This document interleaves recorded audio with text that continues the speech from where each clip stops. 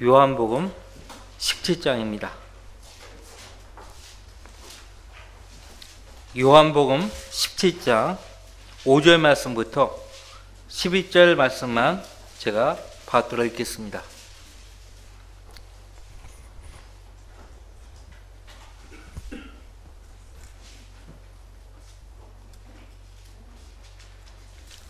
요한복음 17장 5절 말씀부터 제가 받들어 읽습니다. 오 아버지시여, 세상이 있기 전에 내가 아버지와 함께 갖고 있던 그 영광으로 이제 나를 아버지와 함께 영화롭게 하여 주옵소서.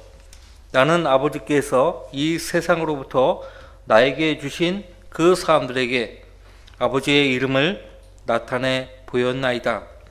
그들은 아버지의 사람들이었는데 아버지께서 나에게 주셨으며 그들은 아버지의 말씀을 지켰나이다. 이제 그들은 아버지께서 내게 주신 모든 것들이 다 아버지께로부터 온 것임을 알았나이다. 아버지께서 내게 주신 그 말씀들을 그들에게 전하였으니 그들은 그 말씀들을 영접하여 내가 아버지께로부터 온 것을 분명히 알았으며 또 아버지께서 나를 보내신 것을 믿었나이다. 내가 그들을 위하여 기도하나이다.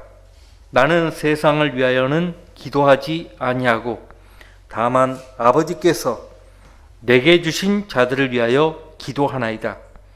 이는 그들이 아버지의 사람들이기 때문이니이다. 나의 모든 것은 아버지의 것이오며 또 아버지의 것은 나의 것이옵니다. 그리하여 내가 그들 안에서 영화롭게 되었나이다. 이제 나는 더 이상 세상에 있지 아니하나 이들은 세상에 있나이다. 그리고 나는 아버지께로 가나이다. 거룩하신 아버지시여, 아버지께서 내게 주신 그들을 아버지의 이름으로 지켜주셔서 그들도 우리처럼 하나가 되게 하옵소서. 자, 말씀으로 해서요 기도하겠습니다. 은혜와 자비가 충만하신 아버지 하나님, 우리 귀한 성도들 한 사람 한 사람을 눈동자같이 지켜주시고 보호하셨다가 오늘 또 이처럼 주의 첫날 아침 주님 앞에 경배하기 위해 나오게 하심을 감사합니다. 우리 성도들 다 각자 여러 가지 형편 가운데 있지만 주님이 그 형편 가운데 함께 계시고 모든 것을 다 알고 계십니다. 주님은 저희들이 궁핍하지 않도록 모든 생활을 복 주셨고 오늘 이 시간까지 저희를 믿음의 그 길 위에 굳게 서게 해 주셨습니다. 하나님, 이 시간에도 아버지의 귀한 말씀으로 우리 성도들 마음을 가득 채워 주시기를 원합니다. 저와 우리 성도들 모두가 다 아버지 하나님의 은혜로운 말씀을 원하고 있습니다. 갈급해하고 있습니다. 주님의 말씀으로 저희들 생각 또 저희들 마음들 가득 채워 주시옵소서. 저희 생각의 뿌리가 오직 주님께만 있게 해 주시기를 간구드립니다. 이 세상의 형체가 다 지나가고 있습니다. 세상과 세상에 있는 것들은 다 사라져 갈지라도 아버지 하나님의 뜻을 행하는 자들은 영원히 거한다고 했습니다. 그 말씀에 따라 우리 모든 성도가 하나님의 뜻을 언제나 지켜 행함으로써 하나님께 발견되기를 원합니다. 이 시간 저를 사용해 주십시오. 저를 주님의 영으로 충만케 해주시고 우리 성도들이 하나님 말씀 들을 때 살아계신 하나님의 말씀으로 듣게 해주시기를 원합니다. 악이 역사하지 않도록 도와주십시오. 감사드리며 저희를 곧 데려가실 우리 주 예수 그리스도 이름으로 기도했습니다. 아멘. 6절 말씀을 보시면 아버지에 관련된 세 가지가 언급되고 있는데 아버지의 이름이 나오고 아버지의 사람들이 나오고 아버지의 말씀이 나오죠. 자, 이름, 사람들, 말씀 다 아버지 하나님께 속해 있는 것입니다. 아버지 하나님의 것이에요. 자, 이 세 가지 가운데 아버지의 사람들이 나오는데 저와 여러분은 아버지 하나님의 사람들이에요. 그렇죠? 그래서 저는 제목도 아버지의 사람들이라는 제목으로 설교를 하려고 합니다. 어제 4월 12일은요.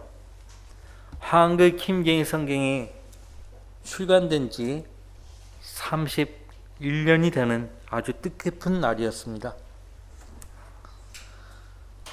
왜 4월 12일을 성경 휴관일로 정했는가? 히브리서 4장 12절 말씀에 근거해서 그렇게 날을 정한 것입니다. 또 그 4월 12일은요. 성경 침례교회가 창립한 날이기도 합니다. 1992년 4월 12일 성경 침례교회가 창립이 되었습니다. 1994년 4월 12일 한글로 된 김갱희 성경이 우리나라에 출간이 되었을 때 이 나라 이 땅에 성경을 사랑하고 하나님 말씀에 갈급해 하던 그리스도인들이 이 한글 김갱희 성경으로 모이기 시작한 것입니다. 우리 교회는 2001년 11월 25일 중구 도운동에 조그마한 장소를 얻어가지고 예배를 드리기 시작했죠. 역시 우리 교회도 한글 김갱희 성경으로 모인 성도들로 구성된 교회입니다. 성도는 하나님의 말씀을 사랑하죠. 성도의 정체성, 성도의 가치는 말씀을 사랑하느냐 사랑하지 않느냐에 달려 있습니다. 하나님의 말씀을 사랑하지 않다면 엄연히 말했을 때 성도라고 말할 수가 없어요. 자, 사랑할 뿐만 아니죠. 그 말씀을 소중히 여기죠. 욥은 내게 필요한 음식보다 하나님 말씀을 더 소중히 여겼다라고 말했습니다. 정말 그러합니까? 또 그렇기 때문에 말씀을 알기를 늘 갈급해 하는 것이죠. 다윗이 시편 119편에서 뭐라고 했습니까? 내가 입을 벌리고 헐떡였으니 이는 내가 주의 계명들을 사모하였음이니이다. 하나님의 말씀들을 사모했기 때문에 입을 벌리고 헐떡했다라고 말합니다. 배고픈 아기 새들이 어미 새가 물어다 주는 그 먹이를 받아먹기 위해서 입을 헐떡거리면서 있듯이 하나님의 말씀을 갈급해하는 성도들이 다 그렇게 그런 자세로 하나님의 말씀을 사모한다는 것이죠. 시편에 여러분들 잠깐 81편 보세요. 하나님의 명령입니다. 하나님의 말씀을 받아먹기 위해서는 우리의 입을 넓게 벌려야 합니다.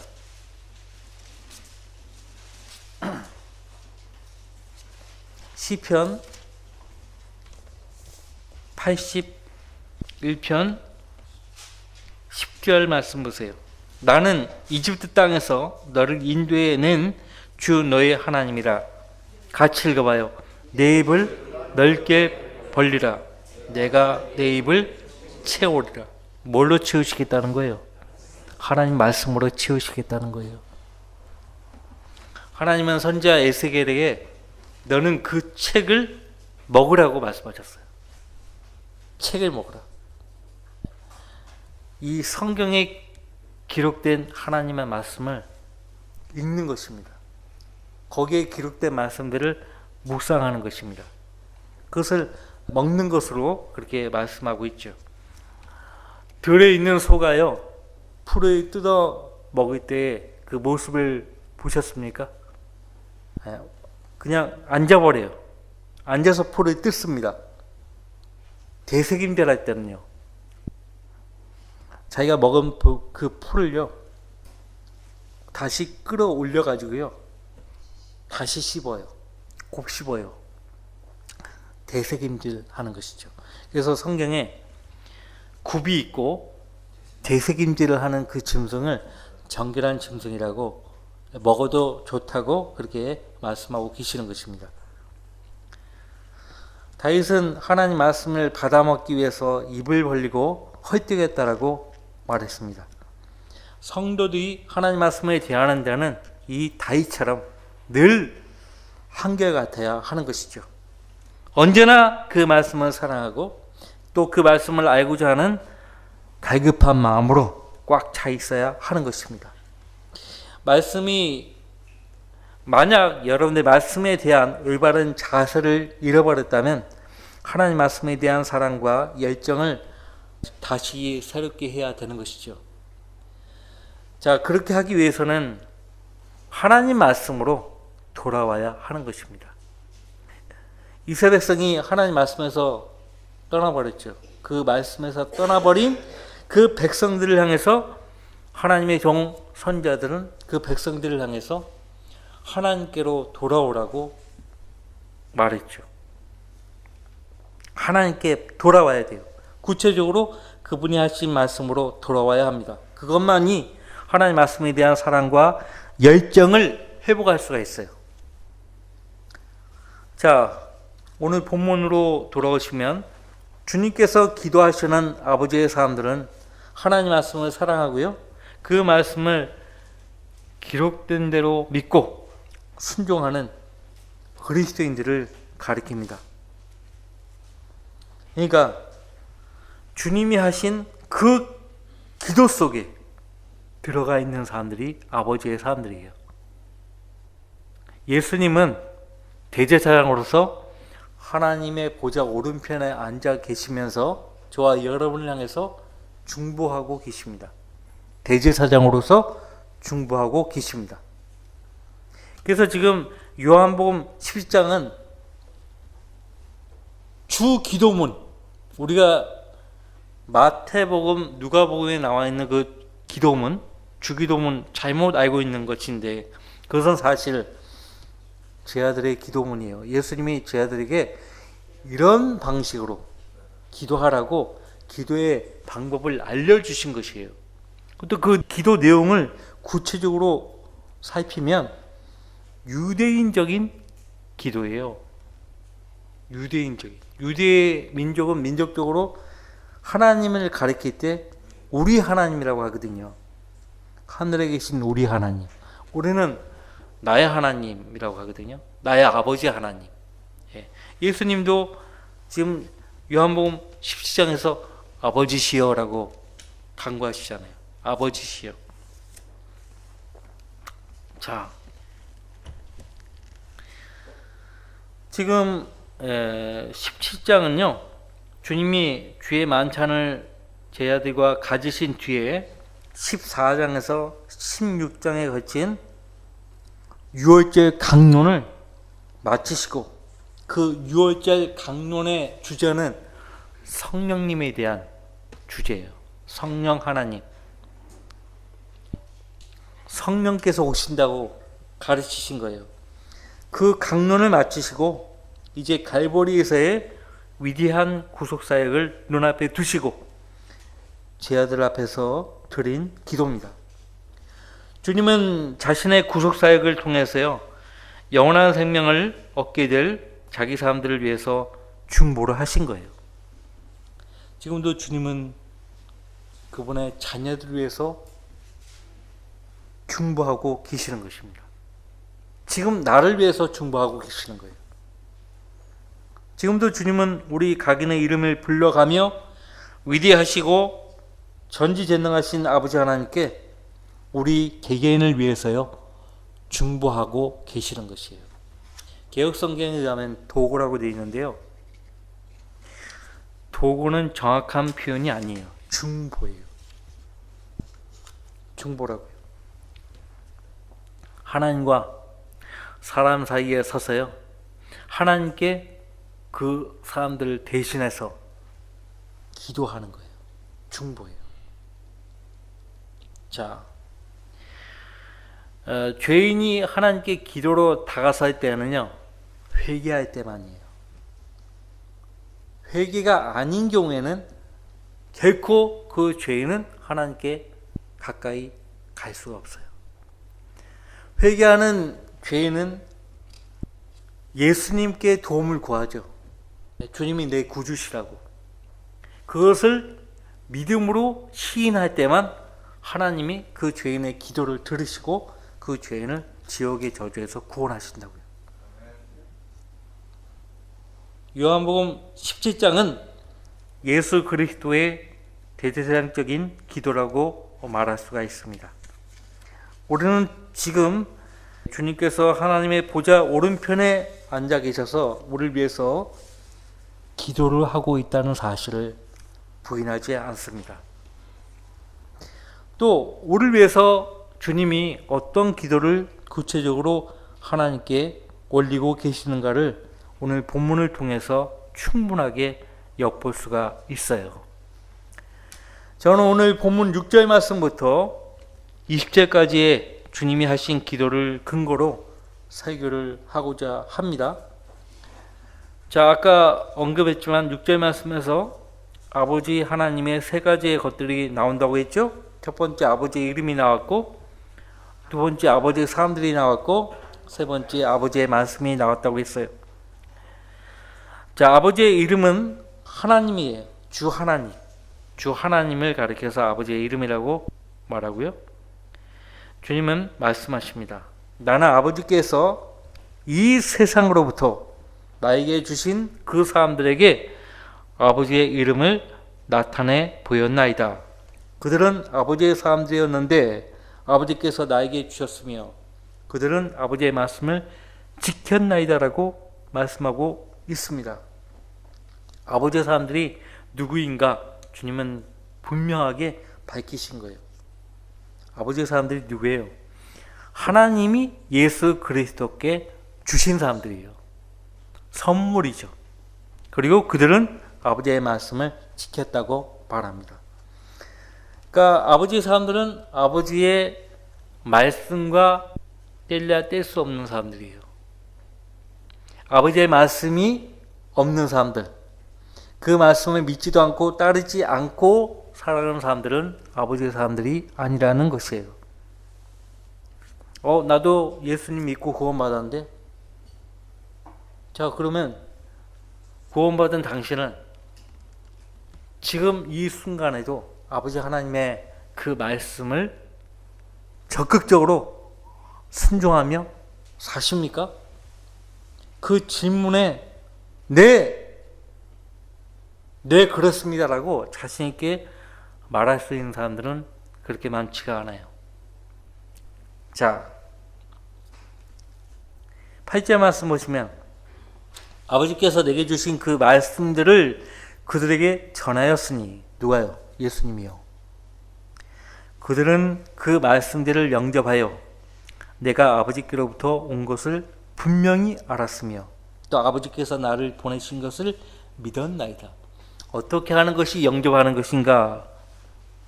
분명히 아는 거예요. 그리고 믿는 거예요. 알고 믿는 거, 이게 영접하는 거예요. 누군지도 모르는 사람을 믿습니까? 즉 그의 이름을 믿는 사람들에게 하나님의 아들들이 되는 권세를 주셨다고 말씀하고 있어요. 영접하는 것이요, 믿는 겁니다. 믿었으면 영접한 거예요. 믿음으로 예수님을 내 마음속에 모셔드리는 거예요. 이것이 영접하는 거죠. 립세션이라고 들어보셨어요? 영접하다. 그 외부 인사를 초청하면 그분을 영접실에 영접하는 거 있잖아요. 예수님을 내 구주로 내 마음속에 영접하는 거예요. 언제 그런 적이 있냐 이거예요.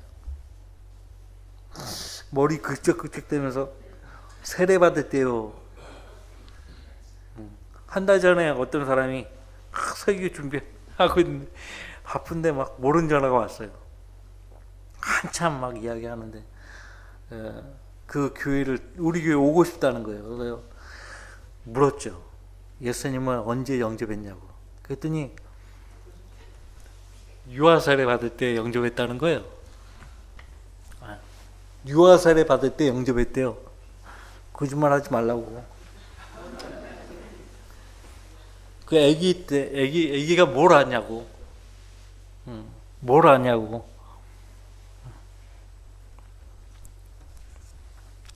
이 기분 나쁘니까요. 기분 나쁘다. 상당히 기분이 나빴나 봐요. 그건 구원이 아니라고 했어요. 그래서 복음을 전해줬죠. 다시 전하고. 얼마나 많은 사람들이 세례받은 것을 구원받은 것으로 오해하고 있냐고요. 구원이 아니에요. 자, 본문의 아버지의 사람들은 직접적으로 당시 주님을 따랐던 제자들을 가리키죠.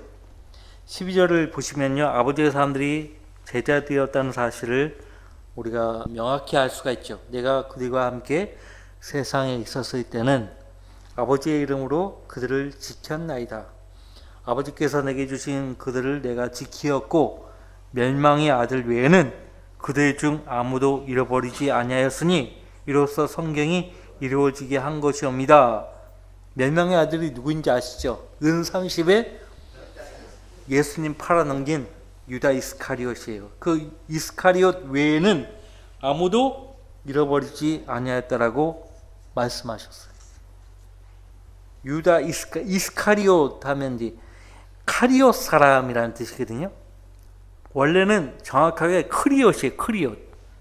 에돔 지역에 크리옷이라고 하는 그 성읍이 있어요. 그 크리옷이라고 하는 그 성읍 태생이에요. 유다가. 크리옷 사람 유다. 우리 구한말 때 예수교 성년 전서라고 번역이 이상하게 돼버린 거예요. 가룟이라고 돼 있는데 가룟 지명이 아니에요. 이스카리옷을 들을 때 가룟으로 들었던 것 같아요. 어쨌든 그건 정확한 말이 아니에요. 자,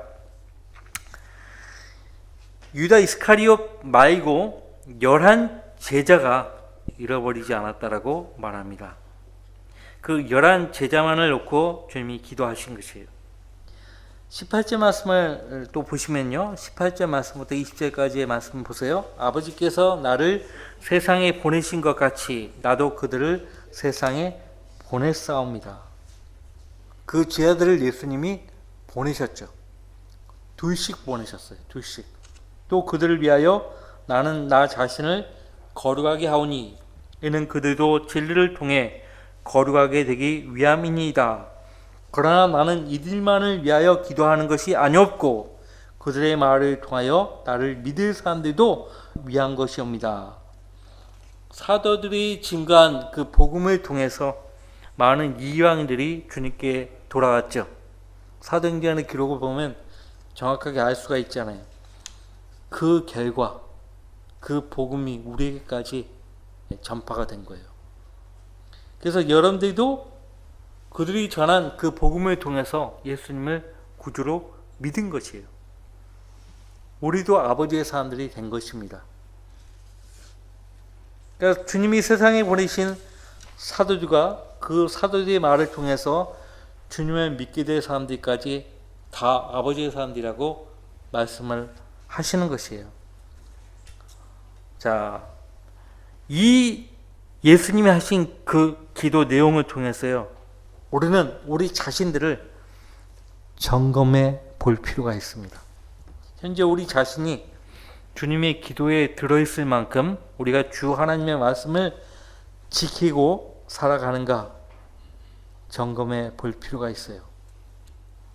주께서 우리 각자의 어떤 모습을 보시고 중보하시겠는가를 봐야 합니다. 아버지의 사람들이라면 아버지 하나님 말씀을 지킨다는 증거가 있어야 하는데 정말 그렇게 사느냐 이거예요. 자, 첫 번째, 하나님 말씀을 지킨다는 말에 대해서 우리가 생각해 볼 필요가 있습니다. 하나님 말씀을 지킨다는 말은요, 순수한 말씀을 소중히 간직한다는 의미도 있어요. 순수한 말씀을 소중히 간직한다. 두 번째는 그 말씀에 순종한다는 의미가 있어요. 전자의 의미보다 후자의 의미가 큽니다.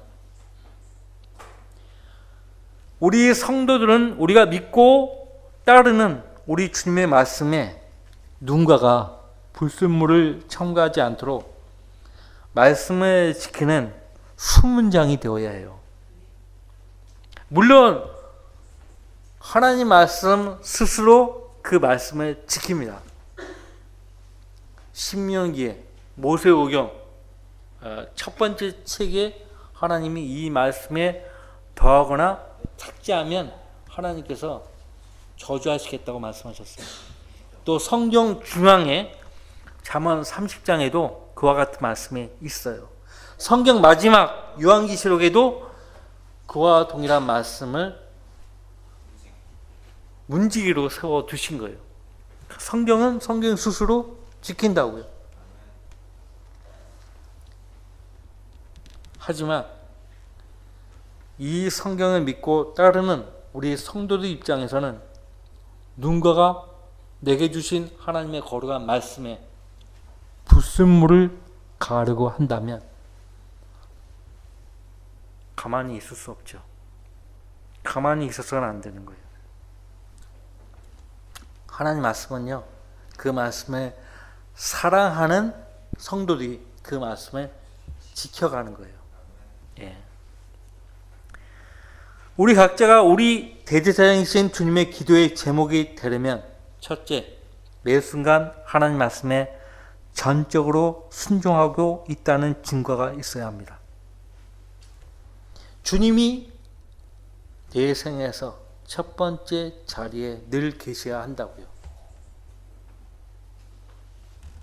아까 우리 찬송 불렀는데 마지막으로 부른 그 찬송 제목이 예수 그리스도가 무엇보다 첫째가 되셔야 한다는, 영어 원문은 그렇게 되어 있어요. 무엇보다 첫째로 계셔야 돼요. 첫째로 계셔야 돼요. 내 생각에서도 주님은 항상 첫째로 계셔야 돼요. 그렇잖아요. 내 마음에서도 주님은 첫째로 계셔야 합니다. 내 마음의 보좌는 주님이 계셔야 돼요. 내가 왕이 아니에요. 어제 럭카 목사님 그 당신의 왕은 누구신가, 그 제목의 책이 나왔어요. 당신의 왕은 누구신가. 그것은 여러분이 늘 매월 읽는 월간지의 내용에 추가적으로 번역이 되어서 책으로 완성된 것이에요. 당신의 왕은 누구십니까? 여러분의 왕은 누구십니까? 예수 그리스도예요. 그죠? 자, 그분이 하신 말씀에 나는 전적으로 순종하고 있는가? 마땅히 그렇게 해야 돼요. 성령의 인도를 받는 성도들은 하나님의 말씀에 따라 주님을 섬기죠. 성령께서 오신 목적은 우리 성도들을 하나님의 진리로 인도해서 그 하나님을 올바로 섬기도록 돕는 데 있어요. 성령님은 여러분과 저를 도와서 아버지 하나님을 섬기도록 계시는 거예요. 그렇기 때문에 우리 성도가 우리 자신을 성령 하나님께 내어드려서 그분이 하나님의 말씀으로 우리를 인도하도록 해야 합니다. 그렇게 하는 것이 주님을 잘 섬기는 것이에요. 자, 9절 말씀부터 11절까지의 말씀을 보시면 우리가 우리의 대제사장이신 주님의 기도의 제목이 되려면 세상으로부터 성별된 삶을 살지 않으면 안 됩니다. 내가 그들을 위하여 기도하나이다. 나는 세상을 위하여는 기도하지 아니하고 다만 아버지께서 내게 주신 자들을 위하여 기도하나이다. 이는 그들이 아버지의 사람들이기 때문이니이다. 나의 모든 것은 아버지의 것이오며 또 아버지의 것은 나의 것이옵니다. 그리하여 내가 그들 안에서 영화롭게 되었나이다. 이제 나는 더 이상 세상에 있지 아니하나 이들은 세상에 있나이다. 그리고 나는 아버지께로 가나이다. 거룩하신 아버지시여, 아버지께서 내게 주신 그들을 아버지의 이름으로 지켜 주셔서 그들도 우리처럼 하나가 되게 하옵소서. 구원 받았으면요, 그 순간부터 이 세상과 무관한 사람이 된 거예요. 이 세상으로부터 구별이 된 사람들이 된 것입니다. 하나님께서 이집트의 노예였던 자기 백성들을 한밤중에 데리고 나오셨을 때를 생각해 보세요. 하나님이 그들을 홍해에서 건너게 하실 때 그들은 마른 땅을 건넜다고 했어요. 마른 땅을 건넜어요.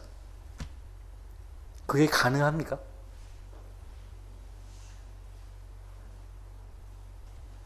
하나님 아버지만 가능한 거예요. 게다가 우리가 오후 예배 때 보겠지만 이스라엘 백성이 여호수아의 인도로 약속의 땅으로 비로소 들어가요. 들어가는데 하필이면 추수 때예요. 여호수아서 3장 15절 말씀에 보면 부연 설명이 되어 있어요.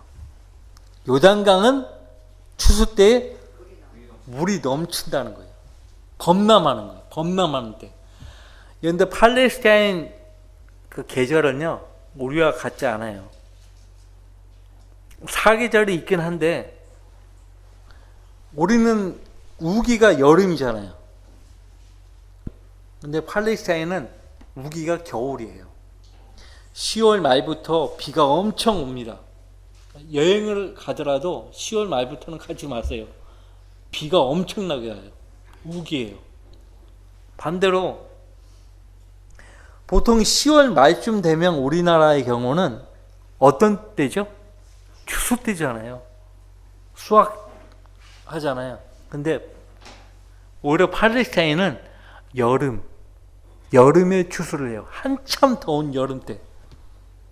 한참 더운 여름에 추수를 해요.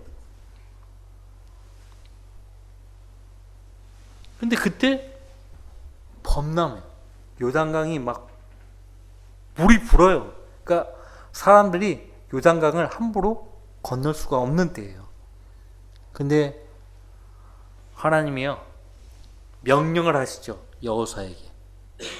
그리고 하나님 명령을 받아 여호수아가 레위 제사장들에게 명령을 합니다. 언약궤를 메라. 그러니까 그 명령에 따라 겁나 많은 그 요단강가에 발을 내딛는 순간에 저 위에 사레찬 그쪽에서부터 물이 멈춰버린 거죠. 여호수아서 보면은 그들이 건널 때 역시 마른 땅을 건넜다고 했어요. 이것이 하나님의 방법이에요. 우리가 도저히 상상할 수 없는 방법으로 하나님이 역사를 하신다고요. 그러니까 몰라요. 아무도. 예측 불가해요. 이렇게 하실 것이야, 저렇게 하실 것이야, 예측을 할 수가 없어요. 그러니까 우리는 어차피 하나님이 어떻게 하실 것이다 예측을 못해요. 그러니까 하나님께 완전히 맡기세요. 완전히 맡기시면 돼요. 하나님께 완전히 맡긴 성도들은요, 하나님은 틀림없이 역사하시는 분이기 때문에 내 편에서 염려 안 돼요. 염려를 안 한다는 얘기는 주님을 온전히 신뢰한다는 거죠. 주님을 온전히 믿었다는 것이죠. 그죠? 주님을 온전히 믿은 사람은요, 마음의 화평을 얻게 돼요. 그러니까 우리가 구원의 복음을 통해서 예수님을 내 구주로 확실하게 믿으면 지옥에 대한 두려움이 사라져 버리잖아요. 죽음에 대한 두려움도 사라져 버리잖아요. 완전히 믿었기 때문에 그래요. 완전히 믿지 못하면 확신이 없어요. 확신이 없으니까 가만히 있어. 내가 구원 받은 거야? 맞는 거야? 뭐 그런다고요. 자, 그 일을 통해서, 홍해를 건너는 그 일을 통해서, 요단강을 건너게 하신 그 일을 통해서 주의 백성들로 하여금 전에, 구원받기 전에 그 삶에서 완전히 그들 기억에서 떠나게 하시고, 저와 여러분은 구원받은 그 순간부터 이 세상 사람들이 아니에요. 이 세상으로부터 거룩하게 구별된 것이에요. 무슨 목적으로 이 세상으로부터 구별을 시켰는 것인가? 하나님을 섬기라고요.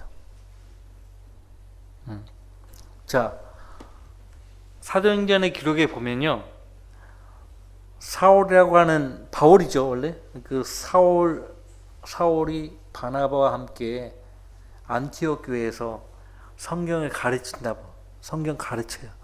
근데 성령 하나님이 그 안티옥 교회에 뭐라고 명령하십니까? 내가 불러 시키는 일을 위하여 사울과 바나바를 따로 세우라고 말씀하십니다.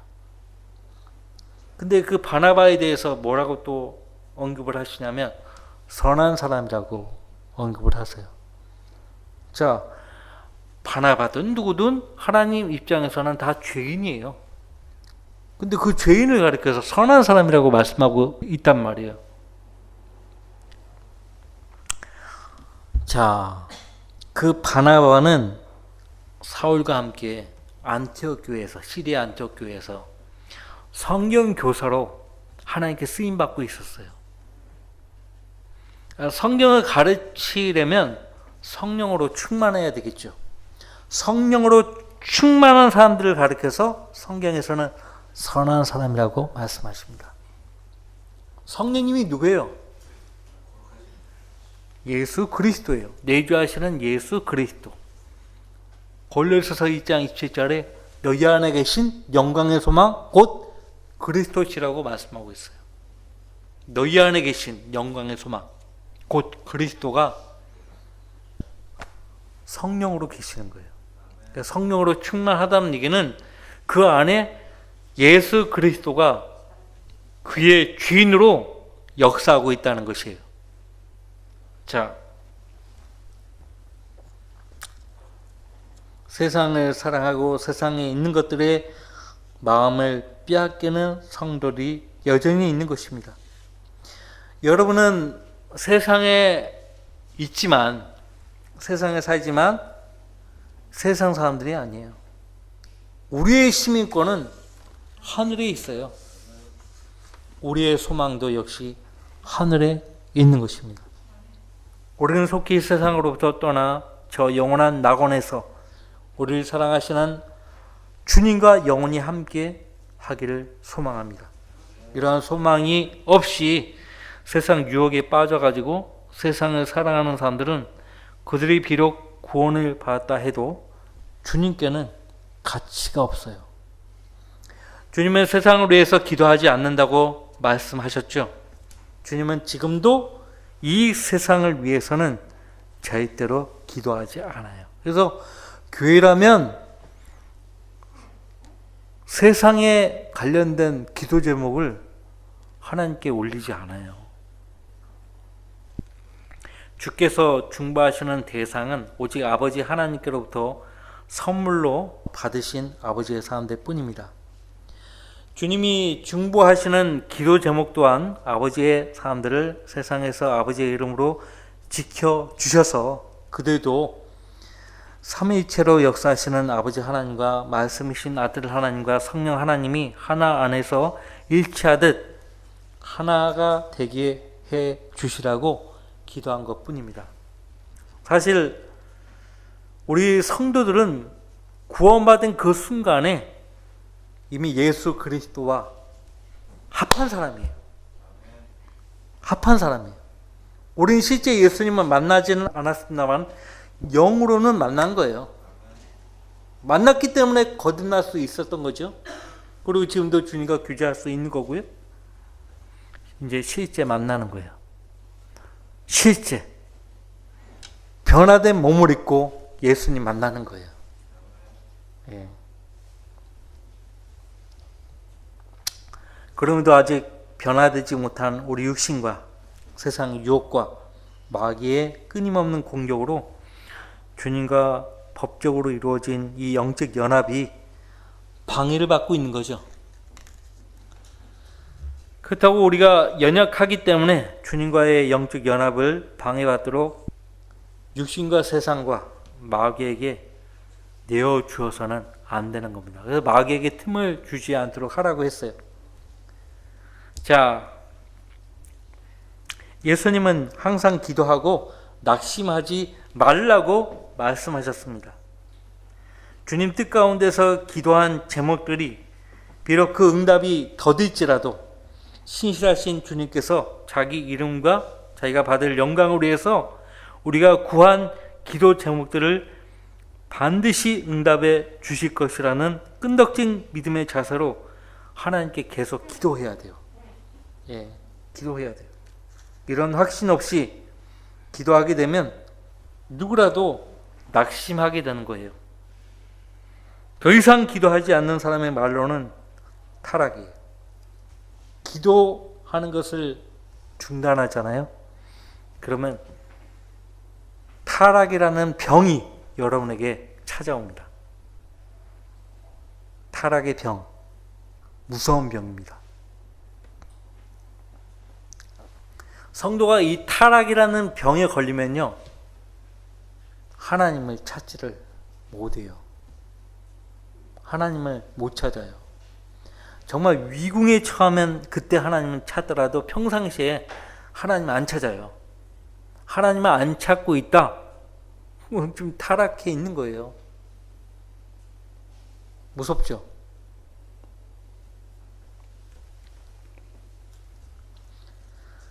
밑바닥까지 타락하게 되고 갈 때까지 타락할 수가 있어요. 영영 어떤 사람들은 돌아올 수 없는 상태로까지 타락한 사람들도 있어요.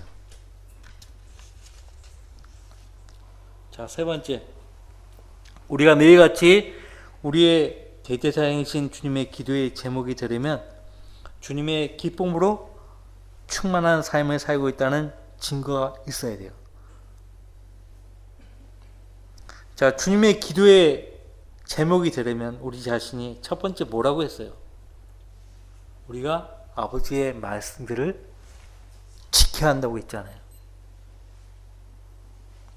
무엇보다 먼저 우리가 아버지의 사람들이 되어야 해요. 두 번째는 이 세상과 상배된 삶을 살아야 한다고. 세 번째, 주님의 기쁨으로 충만한 삶을 살고 있다는 증거가 있어야 돼요. 13절 말씀 보시면요, 이제 내가 아버지께로 가나이다. 내가 세상에서 이런 것들을 말하면 그들로 나의 기쁨을 그들 안에서 충만케 하려 함입니다. 예. 여러분들 잠깐 거기 앞서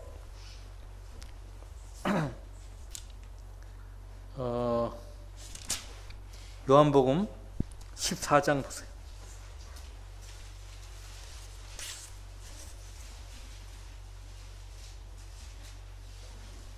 요한복음 14장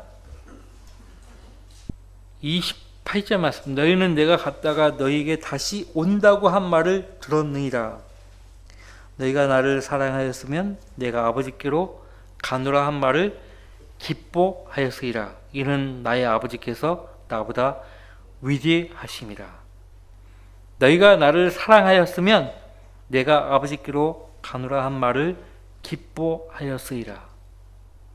주님이 아버지께 가셔야만 성령님께서 오시고 성령 사역이 다 끝나면 주님이 약속대로 앞서 14장에서 말씀하신 대로 우리를 위해서 오시는 거예요. 우리를 위해서 지금도 주님은요, 처소를 마련하고 계시는 거예요.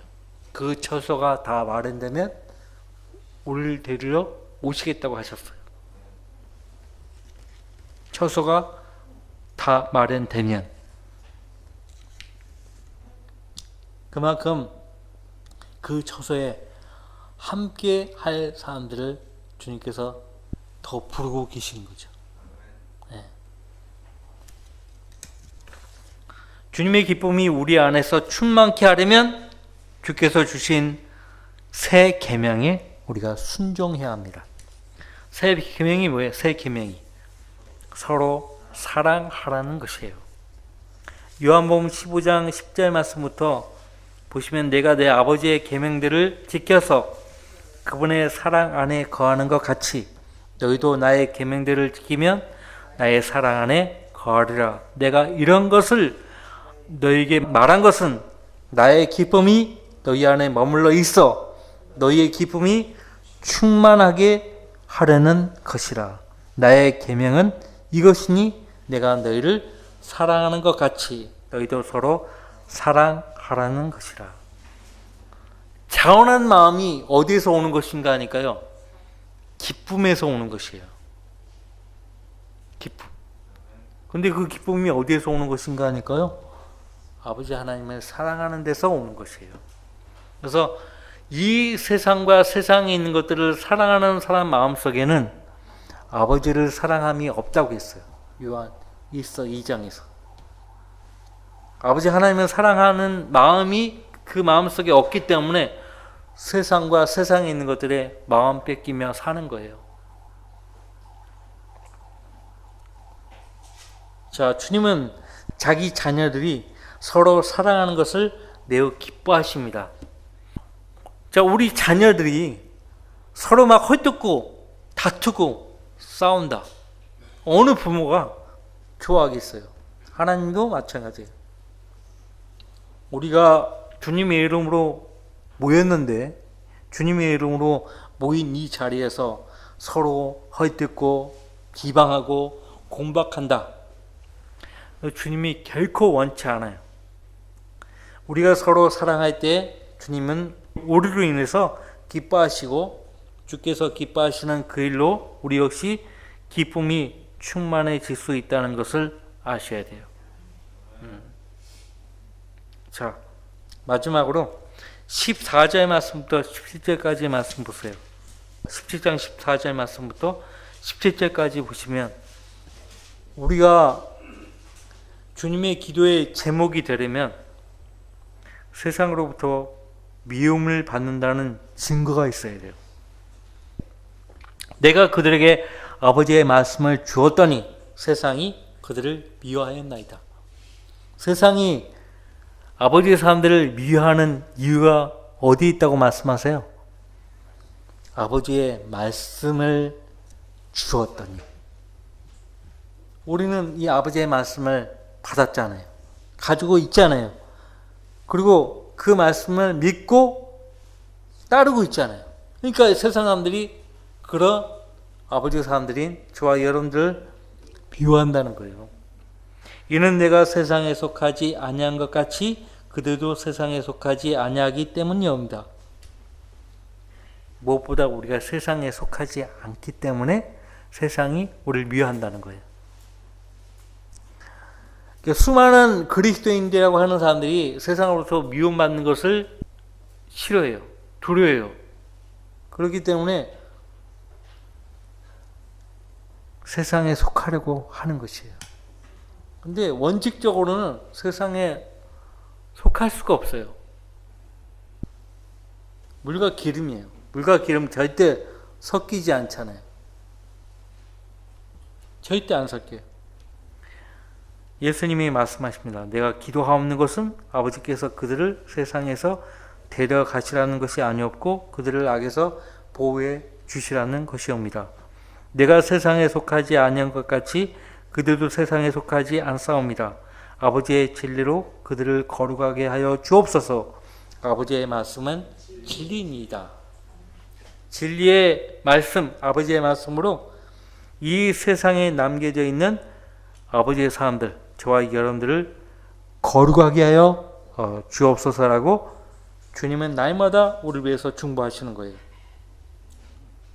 우리가 하나님의 거룩한 말씀을 가지고 세상이 약하다고 증거하면 세상이 우리를 미워합니다. 예수님도 마찬가지예요. 예수님이 세상이 약하다고 하니까 세상이 예수님을 미워했잖아요. 세상은 성경을 증오 문학으로 낙인 찍어요. 성경을 읽을 때 깊이 읽지 말라고 하죠. 우리나라 한때 어떤 소문이 막 나돌았냐면 대학가에서 성경을 깊이 읽으면 정신병자 된다는 말. 정신병자 된다. 누가 그런 말을 퍼뜨렸는지 모르겠어요. 대학가에서 그렇게 한때 1960년대, 70년대, 80년대까지만 해도 그런 소문이 막 돌았다는 거예요.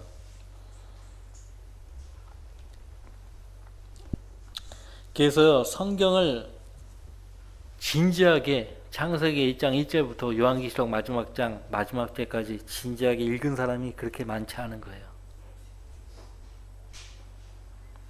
거듭난 성도라도 성경을 읽는 것이 쉽지가 않아요. 마귀의 공격과 세상의 방해와 무엇보다 육신의 공격이 끊임없기 때문에 쉽지가 않은 거예요. 그러니까 그마저도 우리가 성령 하나님의 도움이 필요하죠.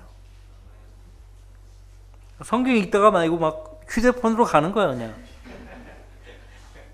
읽다가 말아버려 그냥. 밥 먹을 때는 끝까지 먹잖아요.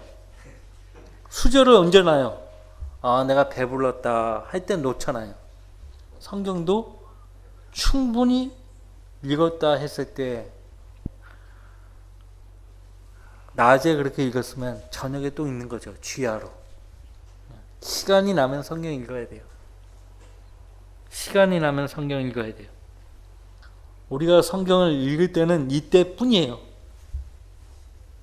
들림받아 올라가면 성경 더 이상 못 읽어요. 이때뿐입니다. 베드로 사도는 천사들도 흠모한다고 했어요. 살펴보기를 간절히 바란다고 했어요. 천사들도 우리가 성경을 펼쳐 읽어야 뒤에서 이렇게 보는 거예요. 그들도 성경을 덮어놓으면 못 보는 거죠. 그러니까요, 천사가 어디에 많이 있을까요? 성경을 읽고 펼쳐서 묵상하는 곳에 많이 있는 거예요. 눈에 보이지 않을 뿐이에요. 여기 얼마나 많은 천사가 함께 있는지 모르겠어요. 자, 천사들도 살펴보기를 간절히 바라는 그 하나님의 거룩한 말씀을 소홀히 한다? 아버지의 사람이라고 볼 수가 없죠. 자, 세상 사람들은 죄와 사망과 하나님의 심판과 지옥의 저주에 관해 듣기를 원치 않아요. 그러나 그들을 사랑하셔서 그들을 위해서 대신 죽으신 예수 그리스도를 증거하면 전하는 성도들을 증오하고 박해하죠. 디모데후서 3장 12절 말씀에 그리스도 안에서 경건하게 살고자 하는 모든 사람은 누구나 박해를 받는다고 했어요. 누가 경건하게 살아요? 누가 경건하게 살아요? 하나님의 말씀을 거룩하게 여기고 그 말씀에 복종하며 사는 성도예요. 세상 사람들이 말씀을 선포하는 그리스도인들을 싫어하는 이유는 우리가 증거하는 그 말씀이신 예수 그리스도가 싫은 까닭에 그런 것이에요. 근데요, 이 세상 사람들은요, 왜곡되고 그들에 의해서 각색이 되어버린 예수 그리스도만 좋아합니다. 세상 사람들이 예수님을 언급할 때요, 그 예수님은 성경의 예수님이 아니에요. 각색이 되어버린 왜곡된 예수 그리스도. 헐리우드 예수 그리스도예요. 자, 주님이 뭐라고 말씀하셨는가 들어보세요. 요한복음 12장 46절로 48절. 나는 빛으로 세상을 왔나니 누구든지 나를 믿는 사람은 어둠에 거하지 않게 하려 함이라. 만일 누가 내 말을 듣고 믿지 아니한다 하여도 나는 그를 심판하지 아니하노니 이는 내가 세상을 심판하려 온 것이 아니고 세상을 구원하러 왔기 때문이라. 나를 거절하고 내 말들을 받아들이지 아니하는 자는 그를 심판할 리가 있으니 곧 내가 말한 그 말이 그를 마지막 날에 심판하리라.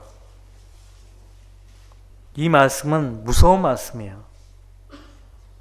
지금 이 땅에 태어난 사람들이 치고 예수 그리스도의 말씀을 한 번도 들어보지 않은 사람은 없어요. 다 들어본 거예요. 다. 시진핑, 김정은도 다 들은 거예요. 김정은이 뭐 스위스에서 공부했다고 하잖아요. 들은 거예요. 들었기 때문에 믿지 않은 그 말씀이 그들을 마지막 날에 심판하는 거예요. 심판받는 거예요, 사람들은. 세상이 너희를 미워하면 그것은 너희를 미워하기 전에 나를 미워한 것임을 알라고 했어요. 만일 너희가 세상에 속한다면 세상은 자기 사람들을 사랑할 것이라고 했어요. 그러나 너희는 세상에 속한 자가 아니요 내가 너희를 세상으로부터 선택하였느니라. 이로 인하여 세상이 너희를 미워하느니라고 했어요. 요한복음 15장 18절로 19절 말씀. 결론적으로 우리는 주님께서 우리 자신을 위해서 매일 아버지 하나님께 중보하실 때 주님을 곤란하게 해서는 안 돼요. 주님은 말씀에 불순종하고 사는 그분의 자녀들을 보실 때 곤란을 겪으십니다. 그리고 세상으로부터 선별되지 못하고 세상과 동화되어 살아가고 있음을 보실 때 곤란을 겪으십니다. 또한 주님의 기쁨은 온데간데 없이 세상적인 것들로 꽉 차 있음을 보실 때도 곤란을 겪으십니다. 세상에서 환영을 받고 있음을 보실 때 주님은 곤란을 겪으십니다. 아버지의 사람들은 결코 주님으로 곤란케 하지 않습니다. 우리 자신은 주님이 우리를 위해서 중보하실 때 늘 기쁨으로 하시게 해야 돼요. 여러분을 위해서 날마다 깨어 기도하고 말씀으로 수고하는 사역자들, 여러분의 목자인 저 사도 바울이 뭐라고 했는지 기억해 보세요. 그들로 기쁨으로 하게 하고 슬픔으로 하지 않게 하라고 했어요. 왜? 그들을 불러 그분의 종으로 세우신 분이 바로 주님이시기 때문에 그래요. 하물며 우리를 위해서 날마다 매 순간 깨어서 아버지 하나님께 중보하시는 그 주님을 슬프게 하거나 곤란케 해서야 되겠어요? 안 되겠죠? 하나님 말씀을 단단히 붙잡아야 됩니다. 그러면 그 말씀이 우리를 단단히 붙잡을 거예요. 여러분들 마음이 따뜻해질 때까지 하나님 말씀을 읽고 묵상하셔야 돼요. 제가 자주 조지 물러 목사에 대해서 말씀을 들었는데 그분의 그 일기에 이런 내용으로 기록을 해서요 여러분들에게 말씀을 드립니다. 내가 거듭난 후 처음 3년간 나는 하나님의 말씀을 소홀히 여겼다. 그러다가 말씀을 부지런히 찾기 시작했을 때부터 놀라운 축복이 임했다. 그 뒤로 나는 성경을 100번 통독했고 매번 말씀을 읽을 때마다 기쁨이 더 컸다. 성경은 언제나 내게 새로운 책처럼 다가왔다. 성경을 계속해서 부지런히 매일 읽고 묵상할 때 받는 축복이란 말할 수 없이 컸다. 나는 하나님의 말씀과 더불어 좋은 시간을 보내지 못했을 때는 그날 하루를 잃어버린 것으로 여겼다. 마지막 부분이 중요한 부분이에요.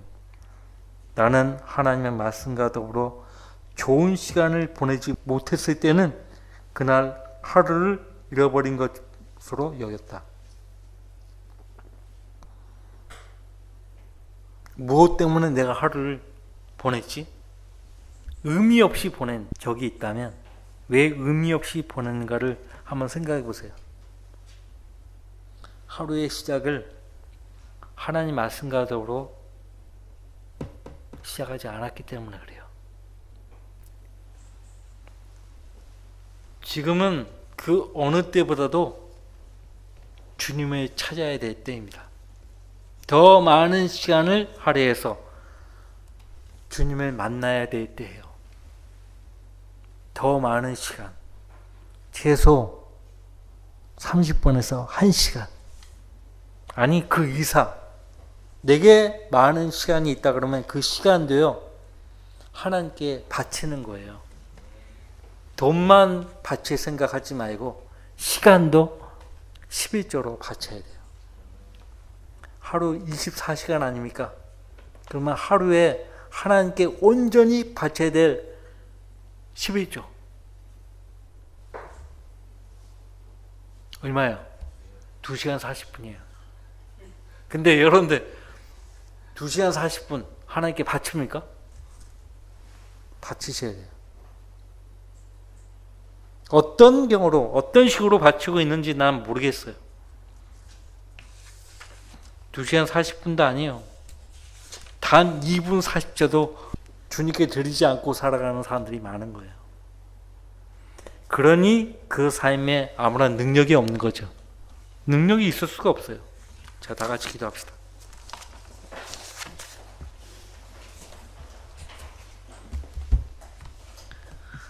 네, 여러분들은 아버지의 사람들 맞습니까?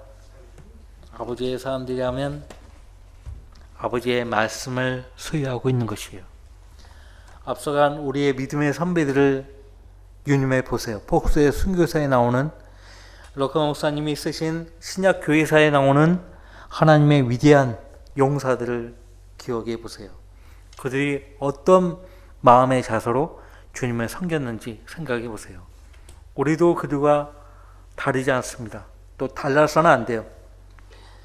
혹시 이 가운데 나는 너무나 바쁜 나머지 주님과 홀로 있는 시간을 많이 두지 않았다. 내 삶의 주인은 여전히 나였다. 하시는 분이 계시면 오늘 이 시간을 통해서요. 그것이 가치 없고 의미 없고 헛되다는 것을 아셔야 돼요. 여러분들 앞으로의 삶에 주님의 온전한 인도를 원하신다면 주님 말씀과 더불어 주님과 교제를 하는 것을 1순위로 두어야 합니다. 자, 기도합시다. 위대하신 아버지 하나님, 우리 형제자매들이 하나님 말씀에 매우 잘 경청했습니다. 저는 오늘 주님께서 생전에 제 아들에게 당부하셨던 그 말씀들을 오늘 설교했습니다. 무엇보다 우리를 위해서 매일 대제사장으로서 하나님의 보좌 오른편에 앉아 기도하고 계심을 우리는 잊지 않아야 합니다. 매일 주님의 기도로 아버지 하나님께 아래에 있는 아버지의 사람들이 들으면 어떠해야 하는지 우리 형제자매들 하여금 다시금 상기시켜 주시기를 원합니다. 이 시간 주님 앞에 우리 성도들이 나와서 기도할 때 그 기도 내용이 무엇이든 경청하시고 응답해 주시기를 간구드립니다. 이 시간 하나님 영광을 해서 사용해 주십시오. 예수 그리스도 이름으로 기도했습니다. 아멘.